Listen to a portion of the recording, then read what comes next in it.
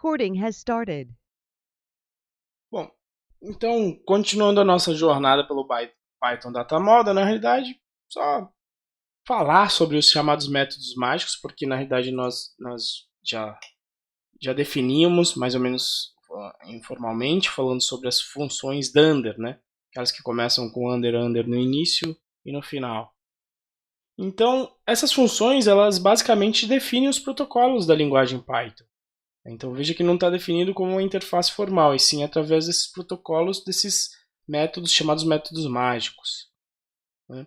Então, pelo exemplo ali que a gente viu do baralho no protocolo de sequência. Então, implementando algum desses métodos, a gente cumpre o protocolo, no caso ali do final da sequência mutável, para eu conseguir trabalhar com os objetos criados por mim, no caso o baralho, assim como os trabalhos com os objetos embutidos do Python, como a lista, no caso de embaralhar. Né?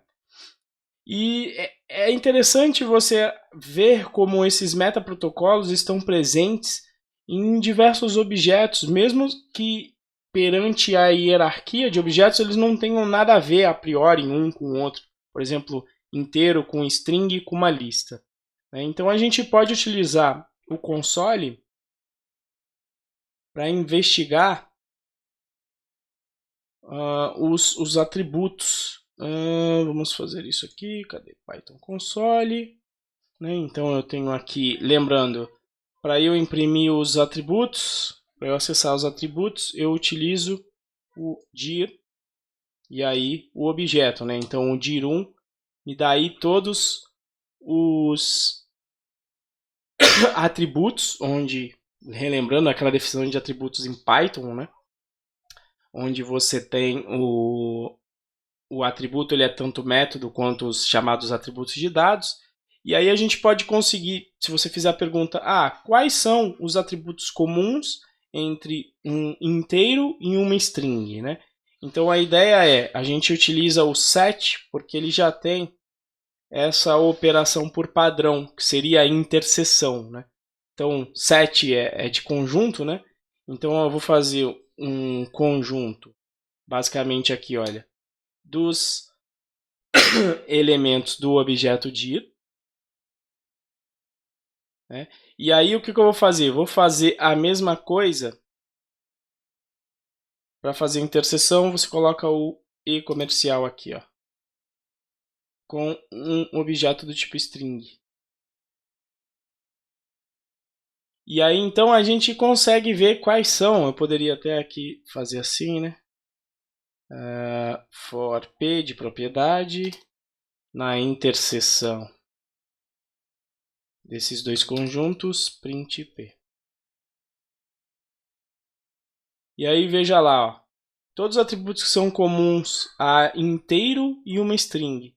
Então, o dunderdir, que é o cara que dá as propriedades, o dunderrepr, que é aquele que permite que eu veja a representação daquele objeto quando eu pedir para ser avaliado no console, dunderclass, cada uma sabe qual é o tipo que representa, dunderedge, afinal eu consigo somar tanto string quanto números, hash, que a gente não chegou a ver, mas mul, que multiplica, dundertalk, cada um tem documentação, e assim por diante. Então veja que um inteiro tem vários desses métodos mágicos implementados, assim como a string, tem vários em comuns, e se você tirar de string com lista, também existem várias propriedades aí em comum. Acho que eu não cheguei a... Esse negócio de console aqui, deixa eu colocar uma lista vazia aqui. Legal. E agora, olha lá. E string com lista também tem vários aqui, né? Inclusive você vai encontrar o dunder iter aqui. Afinal de contas você consegue iterar tanto em uma lista quanto em uma string. Ambos são iteráveis. Tá? Como nós já vimos aí dos exemplos anteriores. Tá? E o detalhe é que sempre é o interpretador, então, que invoca os métodos para você, porque muitas vezes ele tem um tratamento para isso. Né? Então, você não chama lá no baralho, você não chama, ou seria até melhor aqui no caso da carta, mas na prática você não chama baralho, ponto, dunder repre, o interpretador chama para você, ou existem funções para chamar isso para você, né? Ou seja, se você chamar o str no baralho, ele vai tentar chamar o dunder str, se não existir, ele chama o dunder repre. Então, a priori, você não chama diretamente esses métodos mágicos, eles são utilizados pelo interpretador. Então, aí a gente começa a investigar alguns protocolos relacionados a esses métodos mágicos. Vamos ver aqui o primeiro, que são os chamados objetos invocáveis. Então, o que são os objetos invocáveis? São aqueles que são executáveis no sentido igual quando a gente executa uma função. Então, por exemplo, toda função é um objeto que é invocável. Tá? Deveria ter colocado. É um objeto invocável, toda função. Você pode definir, então, as suas próprias classes de objetos invocáveis também. Tá? Basta que para isso você implemente a função dunderCall. E, inclusive, dá até para você investigar, né? Eu acho que eu ainda estou aqui com aquela setItem que eu tinha criado em memória, a setItem. Então eu posso perguntar se dunderCall está no conjunto de propriedades da função setItem. Então verdadeiro. Então veja que por ela ser um objeto invocável por padrão, deu verdadeiro. Mas a gente pode tornar os nossos próprios objetos invocáveis. Basta que você então implemente o objeto dunderCall. Costuma fazer sentido quando existe um método principal na classe que você sempre executa, quando em geral os outros métodos são mais auxiliares para que o seu método principal funcione. Vocês lembram de um exemplo disso na nossa Tombola? Vamos dar uma olhada lá na Tombola. Cadê ela? Tá aqui? Não, a gente tinha feito outro, acho que aqui. Não. Ou, na verdade, eu acho que ele tá lá no nosso Sandbox, talvez. Deixa eu ver. Vou dar um checkout aqui, ó. No nosso checkout tinha a Tombola, que a gente, inclusive, fez no nosso README. Eu fiz o MD para teste, né? Tá o Tombola aqui. Então, qual seria a principal função, o principal método da classe Tombola, na opinião de vocês?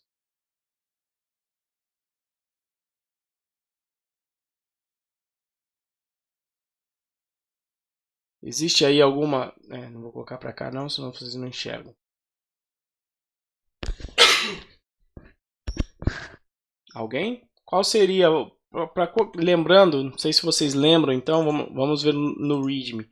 No fim das contas, olha, eu testei a criação da Tombola, eu carreguei os itens, perguntei se a Tombola estava carregada, aí eu carreguei alguns itens na Tombola, aí eu misturei os itens e aí eu sorteei os itens. Qual vocês diriam que seria o método mais importante da Tombola? Tem alguém aí, hein? Vocês já foram dormir hoje? Len, você acha que a coisa mais importante da Tombola é perguntar o tamanho? Mas foi boa, pelo menos tentamos, né? Eu acho que eu ia com Silas, né? Porque concorda que todos os outros métodos, mais ou menos, foram métodos para fazer um setup na Tombola antes de poder sortear. Né? O carregar, o misturar, etc. Então, a principal função da Tombola foi essa parte aqui de sortear. Então, eu vou até acrescentar aqui o seguinte: já que a principal função é fazer isso, eu vou acrescentar aqui nesse doctest o seguinte.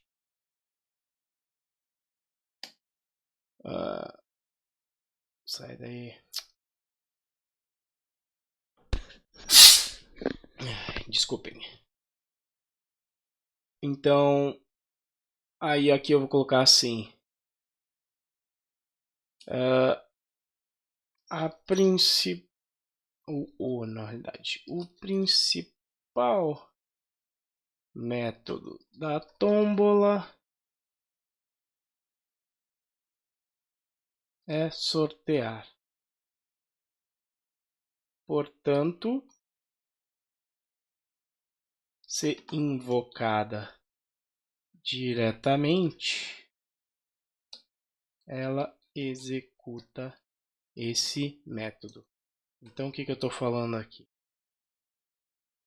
Em vez de chamar o T sortear, eu vou executar esse objeto tombola. Assim, né? Se você executar assim, é exatamente como você executa uma função. Sacou? Sacaram? Então, se eu rodar... Aliás, eu posso rodar aqui, né? Como doctest. Vamos ver se funciona aqui. Ah, não rola. Só na documentação. Você quer ter que rodar na mão mesmo. Então, já tem aqui o "-m". Já tem aqui o template, tombola. Não, não é o tombola.py, é o tombola.md, é isso?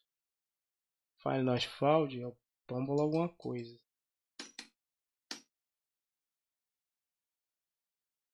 O que eu chamei aqui? Ah, é o readme. É o readme. Então, cadê? Failed true. Na verdade ele está falando aqui, né? Olha lá. O objeto não é chamável. Ele está até me dando o nome, né? Lembrando que em geral ele usa para protocolos e interfaces um adjetivo. Então se chama um invocável de callable, né? Um chamável em inglês. Então ele está me dizendo, ó, esse cara não é um chamável. Então para eu tornar esse cara um chamável, o que você tem que fazer? Você tem que implementar o dundercall. Então, quando você tentar executar esse objeto aqui, eu não preciso receber nenhum argumento, porque o meu sortear não recebe nenhum argumento. Você executa o que você quiser executar. Eu já poderia até colocar direto isso aqui, se eu quisesse acabar com o método sortear, mas já que o método sortear já está fazendo o que eu queria, eu posso fazer assim, né? Return, ou seja, executa a mesma coisa do sortear ali. Então agora eu rodo o meu código do readme, olha lá, está funcionando. Então esse cara aqui ele se comporta como uma função da maneira que se você... Vamos até trocar aqui o jargão, né? Se você executar esse cara utilizando o operador de invocação, que seria o abre e fecha parênteses, ele vai por baixo dos panos executar o dundercall, que por sua vez ali internamente na tombola vai chamar o resultado do sortear e imprimir. Por isso que esse teste aqui passou. Então, esse aqui seria o caso da tombola invocável. Sacaram? Então, internamente, a função nada mais é que um cara desse, que implementa o dundercall. Beleza? Então, se houver uma função principal dentro da sua classe que faça sentido fazer esse tipo de coisa, você pode fazer. Por exemplo, inclusive a gente vai abordar na parte de design patterns. Se você pegar o padrão de projeto command, né, em geral ele tem lá o padrão de projeto command, ele é um cara que tem em geral dois métodos, que é o execute e o undo, e tem alguns outros métodos, mas o principal dele é o execute, que é quando ele vai executar alguma coisa. Então aqui você poderia, por exemplo, utilizar o dundercall para executar o método principal de um comando, que é o execute. Tá certo?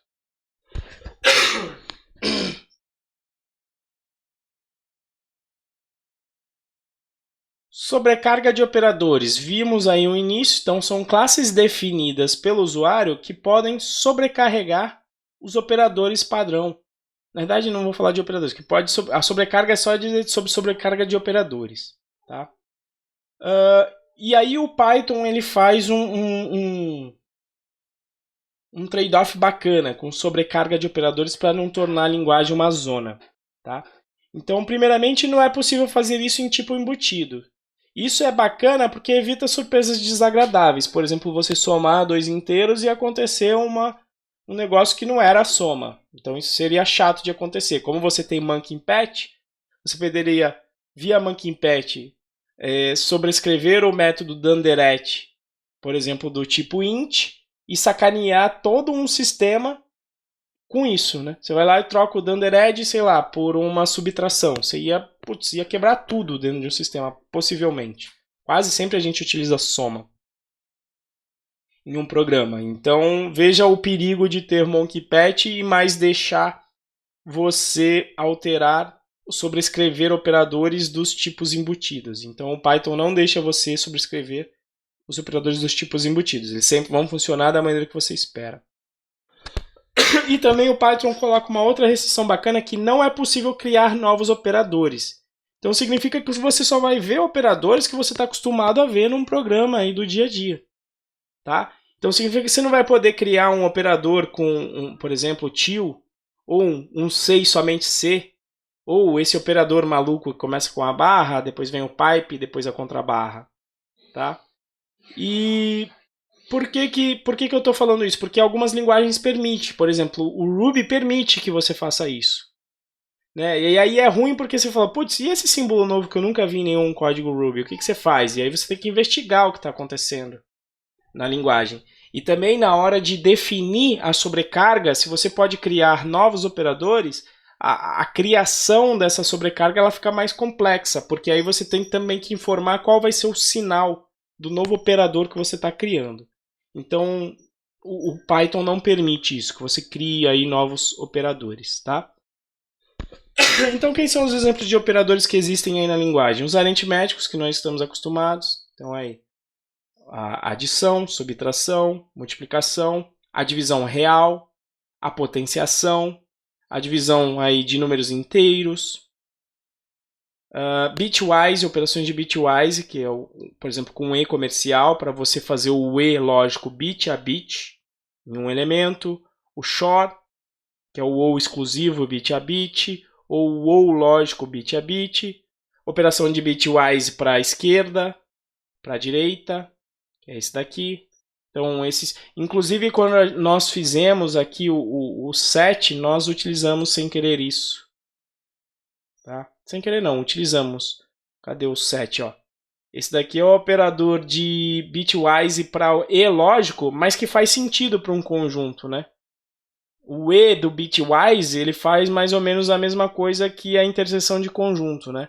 Para ser verdadeiro tem que estar presente em um elemento e em outro, em caso de bit, né? Então, por exemplo, o set ele sobrecarrega esse E aqui, tá? Acesso a atributos pode ser sobrecarregado. Invocação, como a gente acabou de ver ali com a tómbola. Operações em coleções, como a gente viu com o getItem, dunderLane, dunderContains, dunderItem, com esse cara aqui. E a lista completa você pode procurar na documentação lá no Python Data Model, vai te passar uma lista completa de todos os operadores que você pode sobrecarregar, certo? Esse exemplo aqui também aí o Silas que já viu o livro do Luciano mas é um exemplo bem bacana, que é o exemplo da soma de vetores para mostrar aí a coisa funcionando. Deixa eu até ver, eu acho que ele não está no código aqui do curso. Deixa eu dar um procurar aqui por vetor. Não, ele não está. Então, inclusive, eu vou adicionar ele aqui nos exemplos. Então, vamos criar aqui uma classe vetor. No caso, vetor bidimensional, tá? Nesse caso aqui. Se quiser ver o mais complexo, acho que no livro do Luciano tem. Aqui a gente vai fazer um simplesinho. Então, eu vou ter uma classe vetor bidimensional, onde a priori eu vou ter dois atributos de instância, que vão ser o x e o y, conforme costuma ser aí na matemática, inclusive. Eu vou acrescentar o x nesse cara, e o y também, como atributo de instância. E vamos também gerar o repr desse cara aqui.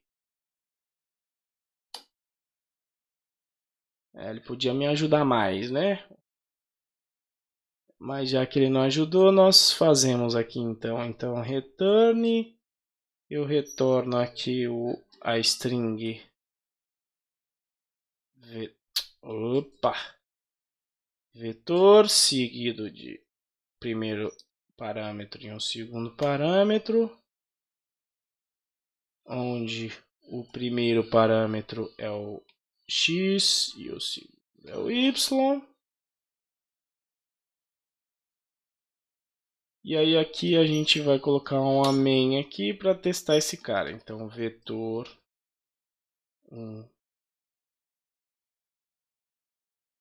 2 e eu só peço para inicialmente imprimir esse vetor e ver que está funcionando. Do jeitão que ele está aqui agora, eu podia utilizar outro cidadão para me ajudar aqui, né? Do jeitão que ele está agora, está me lembrando quem isso aqui?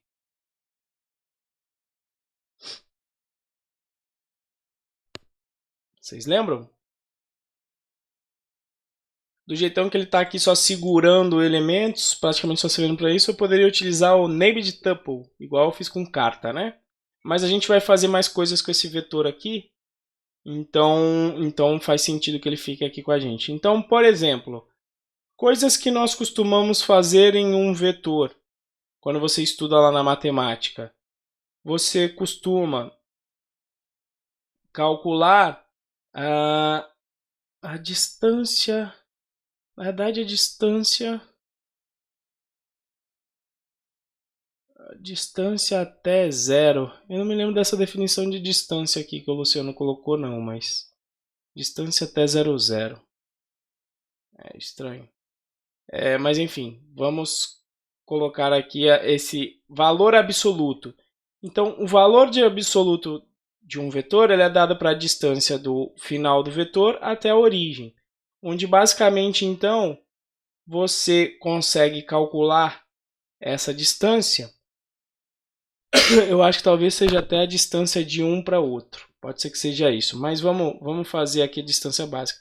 Então, como é que você calcula o valor absoluto do vetor? Ele é a raiz quadrada da soma do quadrado de x vezes o quadrado de y. Então, faz sentido.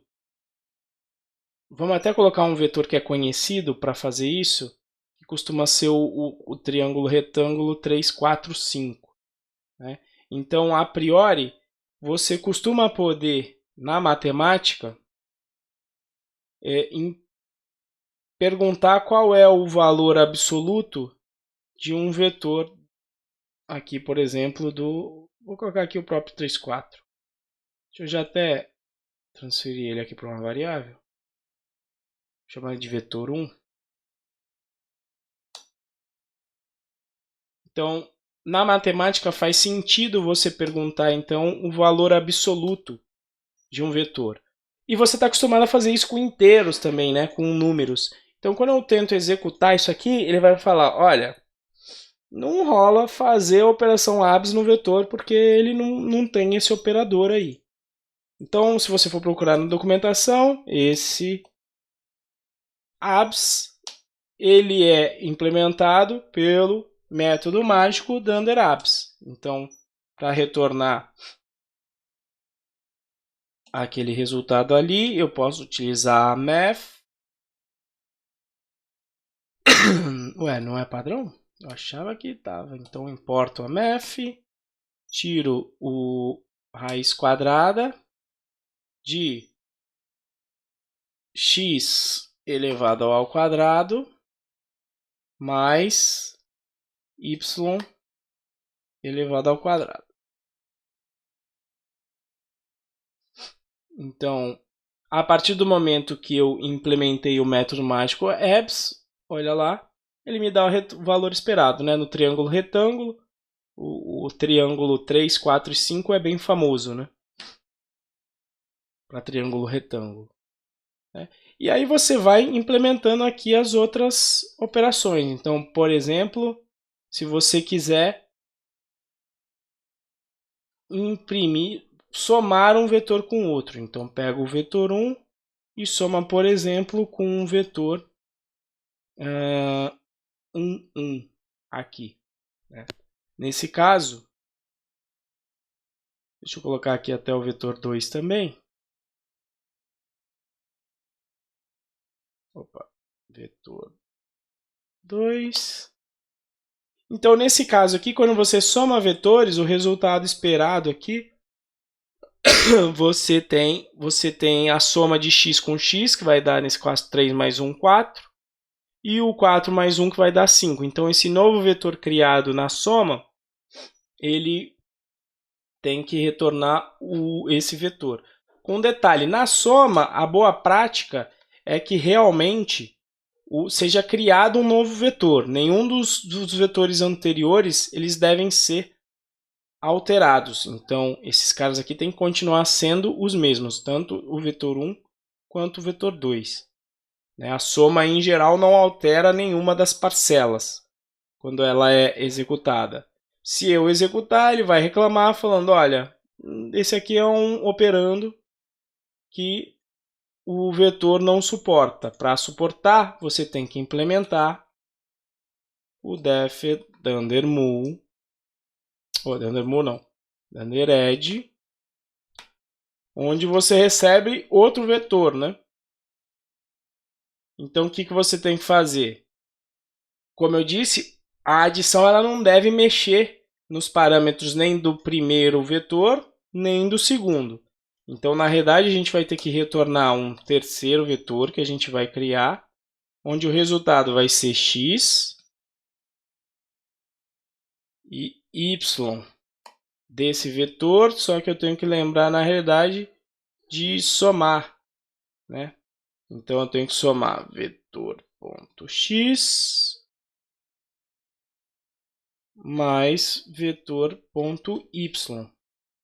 Então, se eu fizer isso, vamos ver aqui o que eu tenho de... Ah lá, o 4 e o 5 esperado, e veja que os vetores originais continuam sendo esse 1 em 1 aqui. Tá? Eles continuam possuindo os mesmos valores, que é o ideal para o Edge. Veja que, diferente de quando eu faço isso, quando eu posso ter, vamos ver se funciona, né? A gente não está acostumado a fazer isso aqui para número, mais igual vetor 2. O que isso aqui faz? Mais igual vetor 2.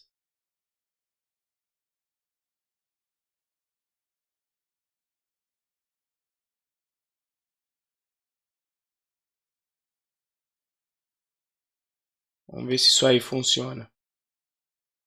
Tem alguém ainda? Vocês lembram aí o que faz esse cara?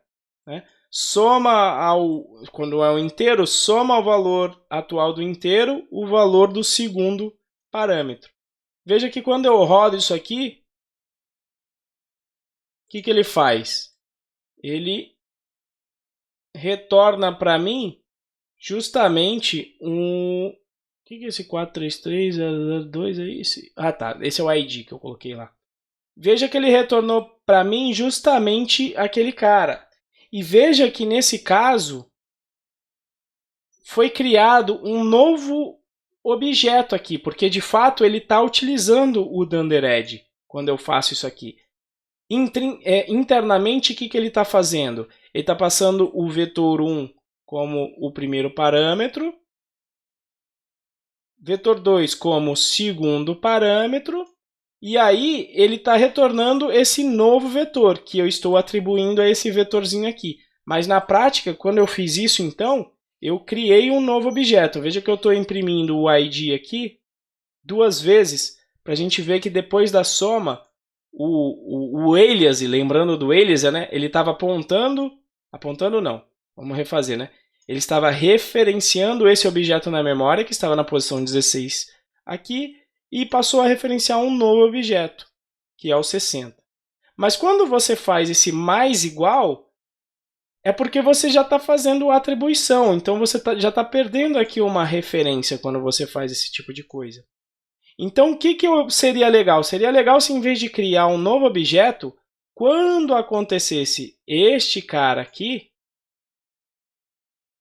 eu pudesse alterar, em vez de criar um novo vetor, eu pudesse só alterar o x, y desse próprio objeto. Então existe, e veja que o interpretador está tomando conta para mim. Se eu não disser nada, se eu só implementei o Dundered, ele vai criar um novo objeto e funcionou, o código funcionou aqui. Agora, se eu quiser fazer esta otimização, eu posso implementar. Agora, eu não me lembro se é o iEd. Acho que é o iEd. Então, existe esse método aqui que quando você faz essa atribuição e direto com o operador, você executa se existir o iEd. Se não existir, ele executa esse ed aqui de cima. Então, o que eu posso fazer no iEd? Em vez de eu alterar, criar um vetor novo, eu posso simplesmente fazer a soma dessa maneira aqui, ou seja, alterando os elementos desse próprio vetor aqui. Então, self mais igual, posso fazer aqui no y também. E aí eu retorno o próprio self.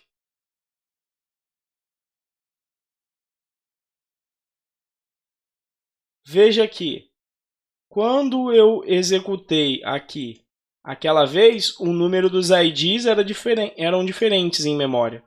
Agora, em vez de ter que realocar, já que você já está fazendo a soma partindo da atribuição, eu não criei um objeto novo em memória. Eu reutilizei esse cara.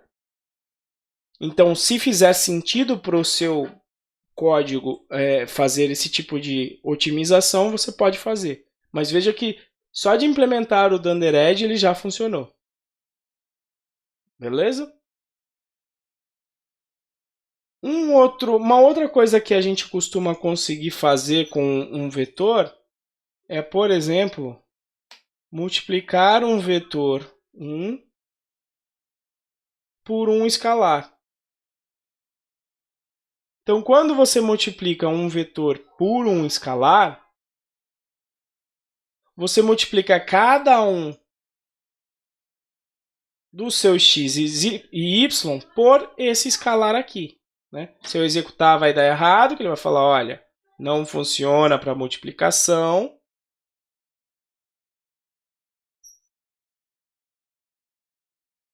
Mas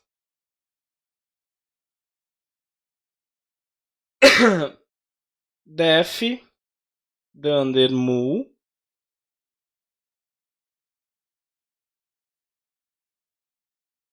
nesse order aqui, no caso, vai ser um n, porque é o número, Então, o que você faz? No dunderMul também você, em geral, espera que seja criado um novo vetor, quando você multiplica por outro, para não mexer com o inicial. Então, eu vou retornar um novo vetor, cujo valor de x vai ser o x vezes aquele escalar n, e a mesma coisa para o y. Na verdade, vezes n. Então, executo novamente esse cara. Tá lá, 4 multiplicado por 2 dá 8, 5 por 2 dá 10. Sacaram? Alguma dúvida com isso aqui, de Python Data Model?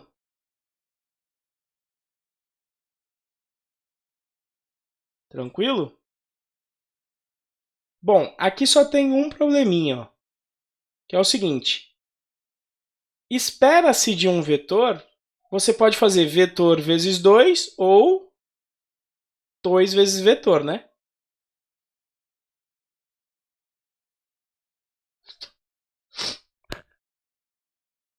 Essa seria aqui uma coisa que é esperado. Você pode, a multiplicação não depende da ordem, Como que é o nome dessa daqui? É a propriedade, acho que essa é a reflexiva. Então, tanto faz a ordem que você coloque aí numa multiplicação. Só que aí ele chia, por quê? Porque ele vai tentar chamar o método Dundered no 2. E o 2, obviamente, ele nem conhece. Ele está no interpretador padrão. O 2, quando foi feito, né, o 2 não, o número, né, a classe int, nesse caso, nem sabe que o meu vetor existe. Por isso está dando pau aqui. Ele está falando, não, o 2 não funciona com um inteiro. Tá? Então aí você tem esse problema. Se não funciona como inteiro, e aí? Como é que você faz? Vai ter que mexer no undered do 2? Complicado, né? Por isso que aí entra a parte do protocolo. Se você verificar no protocolo, o que você faz se você quiser que a sua multiplicação funcione corretamente, nesse caso aqui, quando você multiplica o inteiro pelo vetor. Obviamente você não vai mexer no undered de um inteiro. O que você quer no fim das contas? Né? Se ele vem nessa ordem aqui, com o número em primeiro e o vetor em segundo, se eu trocasse essa ordem, né, se eu conseguisse de alguma forma trocar essa ordem para essa anterior, a coisa ia continuar funcionando. Então a gente pode fazer isso. Quando você multiplica, o que o interpretador vai fazer para mim? Quando você multiplica o 2 pelo vetor, o interpretador vai verificar que o add não funciona para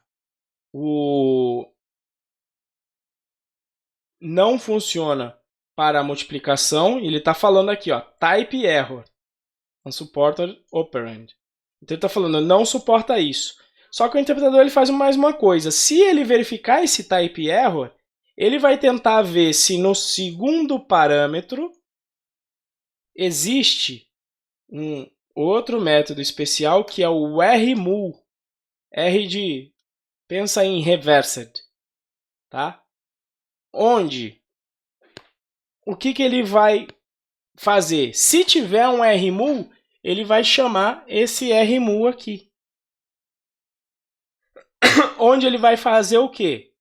Vai justamente, você tem a oportunidade de dizer para ele para fazer a operação, por exemplo, nessa ordem correta aqui. Nesse caso eu vou fazer sem nem testar qual é o tipo do outro. Tá? Então eu vou colocar aqui, ó, self vezes order. Nesse caso aqui eu acho que é o n. Eu passo como parâmetro, deixa eu... Olha lá, funcionou então. Sacaram? Então, veja que é por isso que você não chama diretamente, você não chama o dundermul, você chama a multiplicação, porque o interpretador é inteligente, ele segue um protocolo. Ou seja, ele primeiro vai tentar fazer o dundermul, onde self é um número. Deixa eu até trocar aqui para n também, ó. Tá certo? E eu, inclusive, utilizei aqui ele de novo. Quando eu faço self multiplicação n, aí ele vai chamar o dundermul para mim na ordem correta, onde o self é um vetor e o n é um número. Assim seria a implementação mais completa aí das suas operações. Se você esperar que elas funcionem com os tipos embutidos, você pode fazer esse tipo de coisa aqui, implementar o rmul e determinar como é que ela funciona para os diversos tipos. Beleza?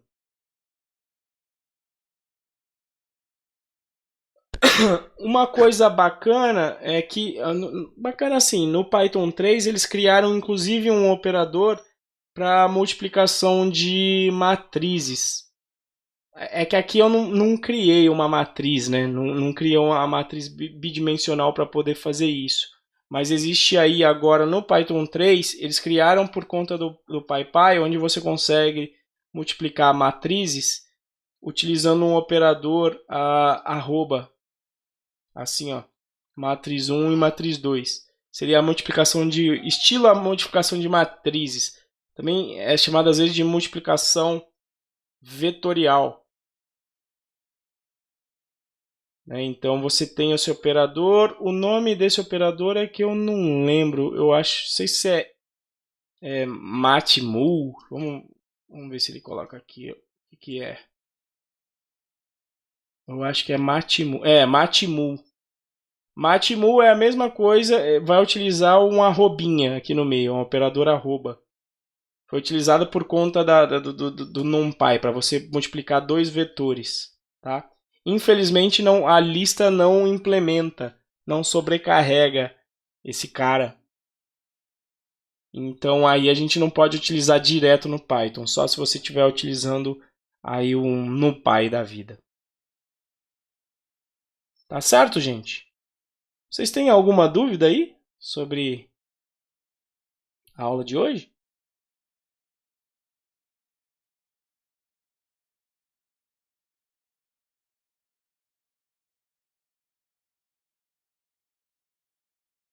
Se tá tranquilo, a gente pode até fazer uma matriz aqui. Ou melhor, vou passar como exercício para vocês, então. Vou deixar aqui por enquanto. Eu devia ter colocado isso aqui como doctest. Adicionando exemplo do vetor. Não está versionado. Pode adicionar ao versionamento.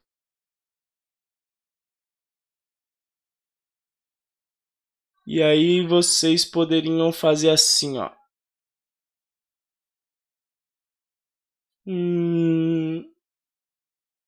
Cadê o exercício aqui? Esse eu vou escrever só o doctest dele. Cadê? File. Matriz.md. E aí vocês têm que criar uma matriz normal. Então, eu vou criar aqui. Criando classe matriz que sobrecarrega multiplicação de matrizes. Deve ser possível criar duas matrizes. Eu não vou pedir para vocês testarem os erros, tá? Porque senão fica mais complicado. Os casos lá, os casos teste e tal, vocês não precisam fazer isso. Então, Python. Aí o que você faz? Você pode criar uma matriz, vamos criar uma matriz simples, ou seja, uma matriz 1 por 2. Então vou colocar assim 1. Na verdade vou deixar que seja criado dessa maneira, 1,2, ou seja, uma matriz que você pode receber as listas como matriz em si. Tá? Então isso aqui cria uma matriz M1. Aí eu vou criar uma matriz M2, que vai ser o número de colunas. Isso aqui vai ser linhas. E esse daqui vai ser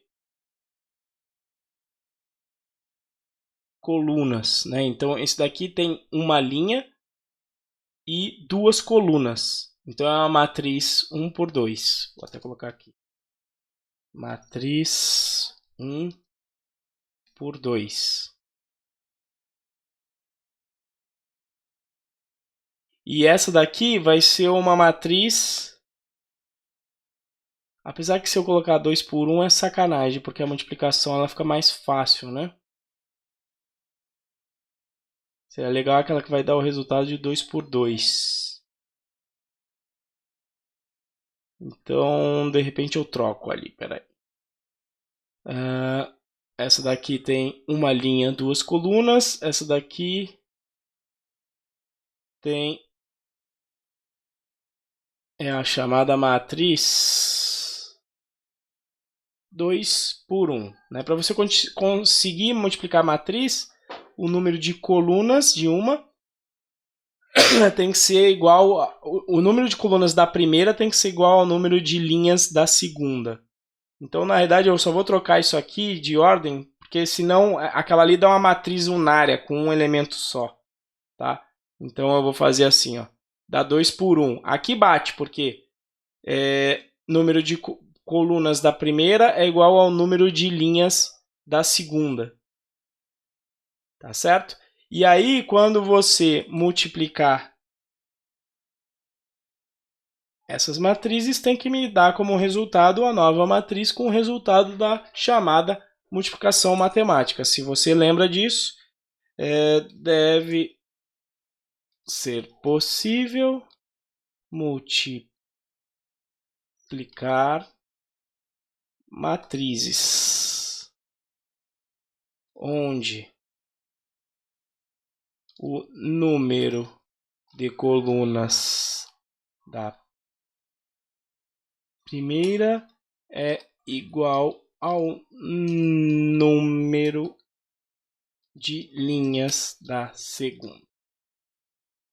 Eu coloquei esse exemplo simples de multiplicação de matrizes, depois vocês podem colocar os mais complexos, de matriz 3×3, aí, que é uma multiplicação de matriz que é mais complexa. Né? Mas aí você deve ser possível que você multiplique, então, com a multiplicação chamada multiplicação matemática M1 por M2. Qual que é o resultado esperado? De repente a gente pode escrever assim, ó. Vai ser a matriz, assim você tem que colocar o... eu coloquei matrix aqui, né? O que eu chamei? Chamei tudo de matriz, então na verdade vamos manter aqui. Matrix não, matriz, não misture português com inglês, então beleza. Então isso aqui vai ser a matriz resultado sempre ela vai ter o número de linhas da primeira e o número de linhas da segunda. Então essa matriz aqui vai ser uma matriz 2×2, onde ela vai imprimir o quê? Na primeira linha ela vai ter, multiplica este 1, o resultado do elemento na primeira linha, multiplica com, pega a primeira coluna do outro e multiplica por aquele parâmetro. Então, nesse caso aqui vai ser 1 por 1. Então, o resultado esperado aqui como primeiro elemento, 1.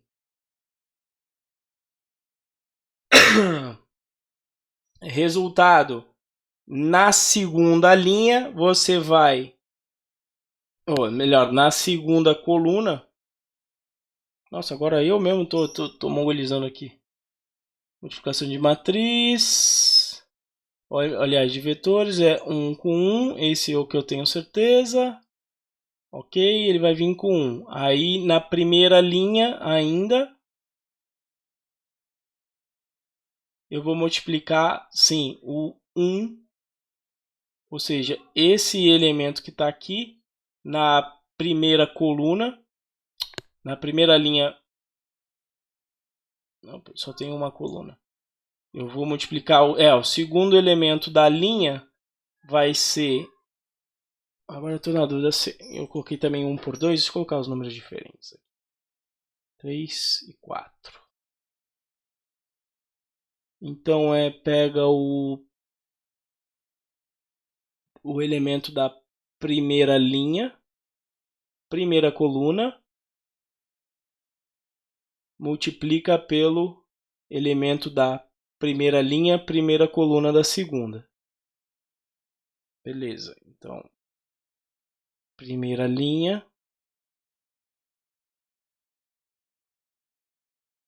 1 vezes 3, vou colocar assim, 3. Se eu multiplicar, agora eu tenho que lembrar aqui a multiplicação, como é que vai ser? Aí eu vou para, eu ainda estou na primeira linha aqui, então sim, eu vou ter que colocar uma vírgula aqui. Segundo elemento vai ser o da... Nesse caso aqui eu estou na segunda linha. Segunda linha, eu vou ter que multiplicar o elemento da segunda linha do primeiro, o 2, com o Esse aqui é o 2 com o 3, se eu não me engano também. Esse aqui é o 6. Deixa eu só ver aqui. Confirmar. Eu mesmo estou esquecendo a multiplicação de vetor. Multiplication vector 2 por 1. Eu mesmo esqueci como é que faz. Vector vai querer inventar exercício na hora, devia ter pensado nisso antes, né?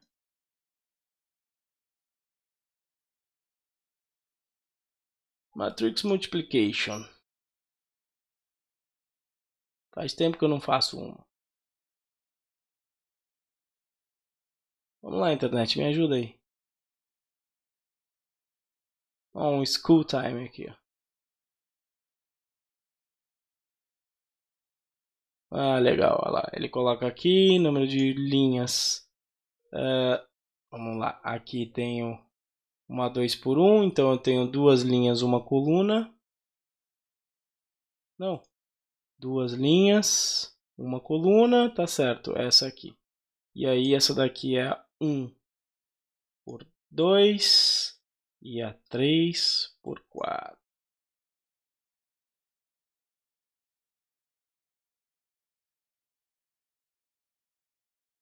Então tá lá, realmente, ó, pega, assim fica mais fácil de visualizar, porque a lista ali é chatinha de visualizar, né, linha por coluna.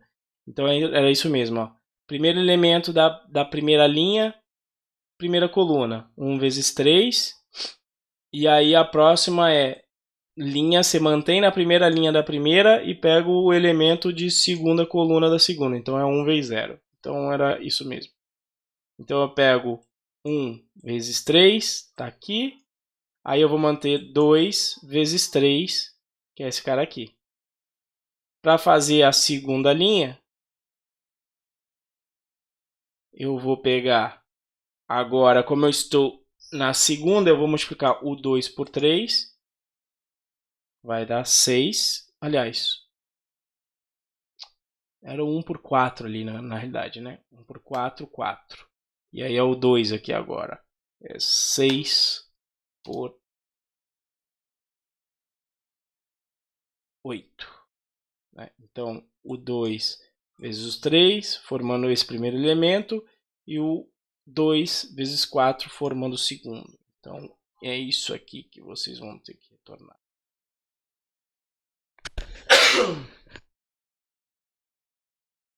Beleza, gente? Então, veja que, na verdade, até esse matriz aí, eu só esqueci de dar o import. Ah, tem que dar uma segunda linha aqui, para ele não dar o problema na hora de executar o doctest.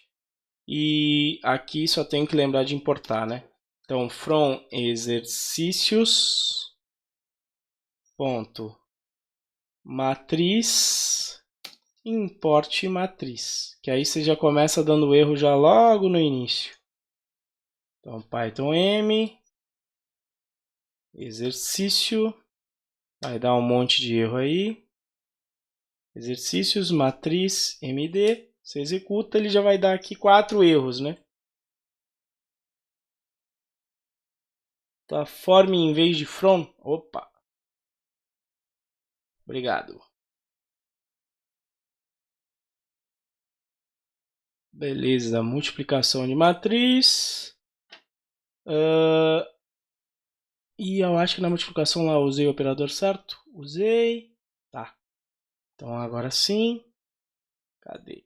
Executa aí o matriz MD. Ó. Tem os 4 erros aqui então.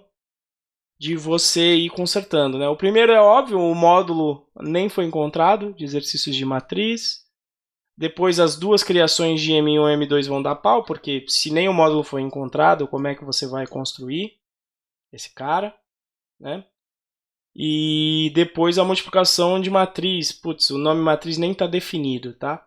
O único detalhe é que no Python 3, o módulo doctest que a gente utiliza para rodar, ele tem uma opinião, ele tem uma opção que acho que é o fail fast, se eu não me engano. Fail fast. Deixa eu ver se é isso. Try H ou é fail fast com tudo junto?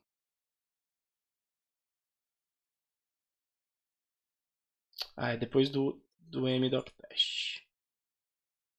Tenho que colocar aqui no final mesmo. Então você pode colocar uma opção. Eu acho que é fail fast. Se não, eu coloco uma com H aqui para ver. Fail fast. Ah, é isso. Ó. A fail fast é o seguinte: em vez de rodar todos os doc tests aqui,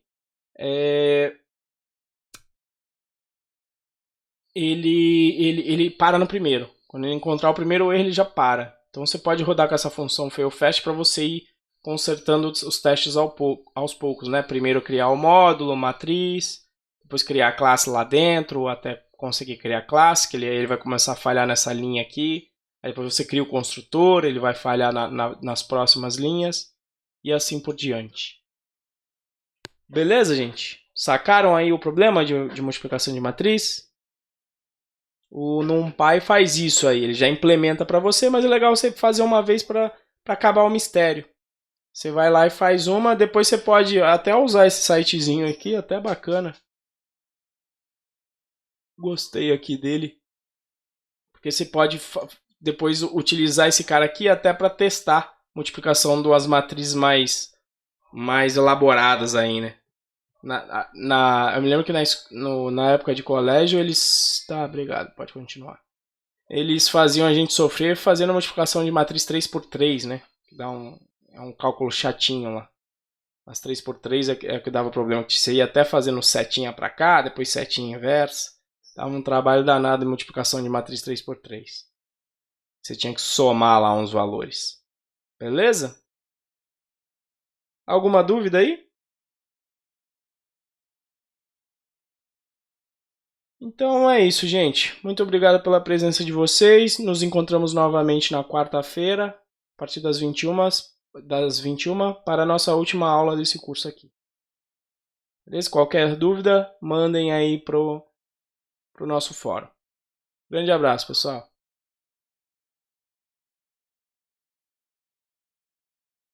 Recording has stopped. Opa! Levantou a mão aí, Thiago? Pelo menos eu deixo gravado aqui. Trocar. Adicionando. Na verdade, adicionado. Exercício de multiplicação de matrizes. Thiago vai perguntar alguma coisa aí, não? Não, né? Beleza.